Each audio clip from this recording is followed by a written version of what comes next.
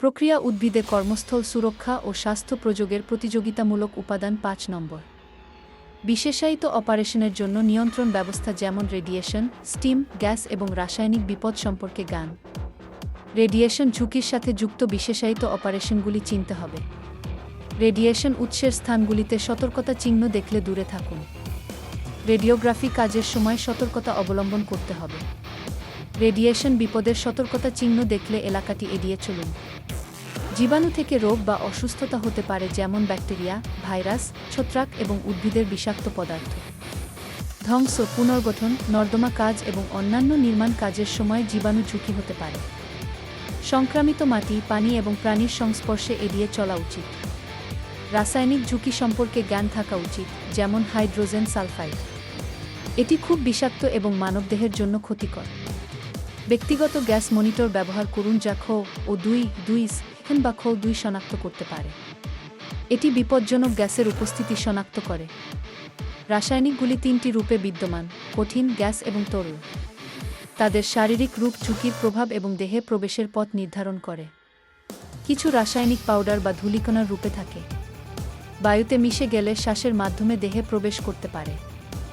ধূলিকণা খাবার বা পানীয়ের মাধ্যমে গিলে ফেলা যেতে পারে। যদি এটি ক্ষতিকারক হয় তাহলে স্বাস্থ্য সমস্যার সৃষ্টি করতে পারে, যেমন সীসা ধূলিকণা। ধাতব ফিউম উচ্চ তাপমাত্রায় ধাতু বাষ্পে পরিণত হলে তৈরি হয়। এটি ফুসফুসের গভীরে শ্বাস নেওয়া যায় এবং রক্ত প্রবাহে শোষিত হতে পারে। তরল রাসায়নিক সরাসরি ত্বকের সংস্পর্শে আসলে ত্বকের সমস্যা সৃষ্টি করতে পারে। কিছু তরল শ্বাসের মাধ্যমে দেহে প্রবেশ করতে পারে। তরল রাসায়নিকের মিশ্র শ্বাসের মাধ্যমে দেহে প্রবেশ করতে পারে। এটি খাদ্য বা পানীয়তে মিশে যেতে পারে এবং স্বাস্থ্য ঝুঁকি সৃষ্টি করতে পারে। গ্যাস এবং বাষ্প শ্বাসের মাধ্যমে দেহে প্রবেশ করে। ক্লোরিন এবং মিথেন গ্যাসের উদাহরণ। বাষ্প তরল বা কঠিন পদার্থ থেকে বাষ্প হয়। নিরাপত্তা ডেটা শিট সমস্ত রাসায়নিক পণ্যের তথ্য প্রদান করে।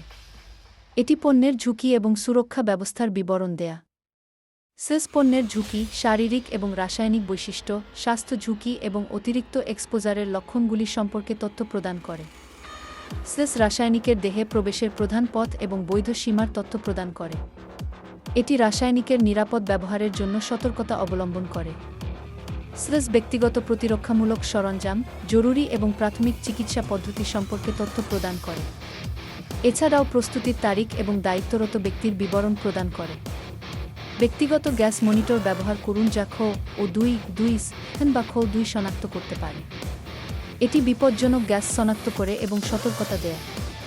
ব্যক্তিগত গ্যাস মনিটর ব্যবহারের সময় 1 থেকে 4 গ্যাস পর্যবেক্ষণ করুন। এটি কম, উচ্চ এবং ব্যবহারকারী সমন্বয়যোগ্য অ্যালার্ম প্রদান করে। রাসায়নিক পদার্থ পরিচালনার সময় নিরাপদ কাজের পদ্ধতি অনুসরণ করুন। কম বিষাক্ত পদার্থের ব্যবহার করে ঝুঁকি হ্রাস করা যেতে পারে। ঝুঁকির সময় সীমিত রেখে এবং পেশাগত এক্সপোজার সীমা নির্ধারণ করে ঝুঁকি হ্রাস করা যেতে পারে। ব্যবহার এবং বিপদকে ঘিরে রাখা গুরুত্বপূর্ণ। মানুষকে বিপদ থেকে দূরে রাখতে হবে। কম সংখ্যক কর্মীকে ঝুঁকিপূর্ণ এলাকায় পাঠানো উচিত এবং তরুণ কর্মীদের রক্ষা করতে হবে। সূর্যের তাপের দীর্ঘমেয়াদী এক্সপোজারের প্রভাব কমানোর জন্য সতর্কতা অবলম্বন করতে হবে। তাপজনিত অসুস্থতা প্রতিরোধযোগ্য এবং গুরুতর হতে পারে। তাপজনিত অসুস্থতা প্রতিরোধের জন্য সঠিক হাইড্রেশন গুরুত্বপূর্ণ। প্রচুর পানি পান করুন এবং চিনিযুক্ত পানীয় এড়িয়ে চলুন।